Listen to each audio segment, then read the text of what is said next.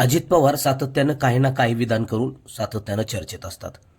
काल बारामती व्यापारी महासंघ व दि बारामती मर्चंट असोसिएशन व्यापारी संघटनेचा मेळावा पार पडला.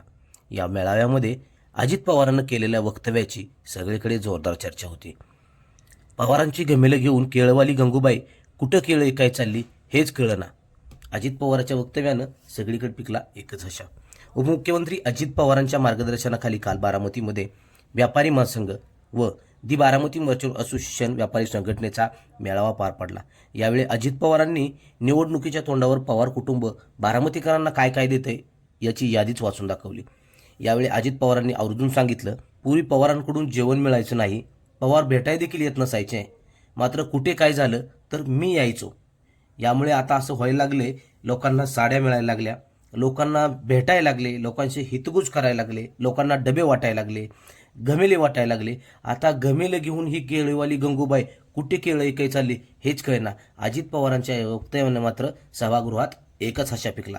यावर अजित पवारांनी जाऊ द्या, मात्र त्यानिमित्तानं दोन्ही पवार बारामतीकरांच्या घरी यायला लागले ना, केवळ मतं घ्यायची असं सगळं व्हायला लागलं होतं. मात्र आता पवार घरी यायला लागले.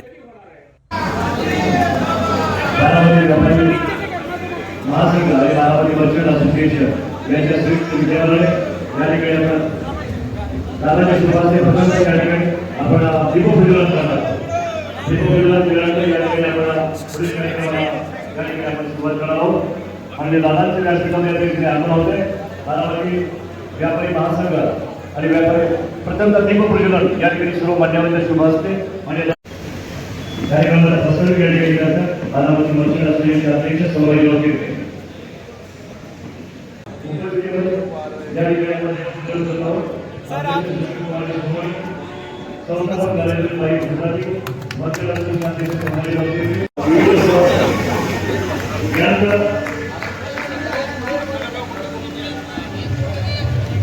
एक बरं झालंय.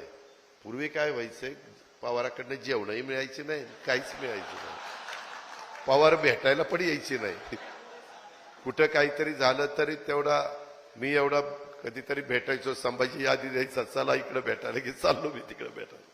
किंवा शहरामध्ये तर आता साड्या मिळायला लागल्यात, भेटायला लोक लागलेत, हितगुज करायला लागलेत, डबे वाटायला लागलेत, घमेली वाटायला लागलेत.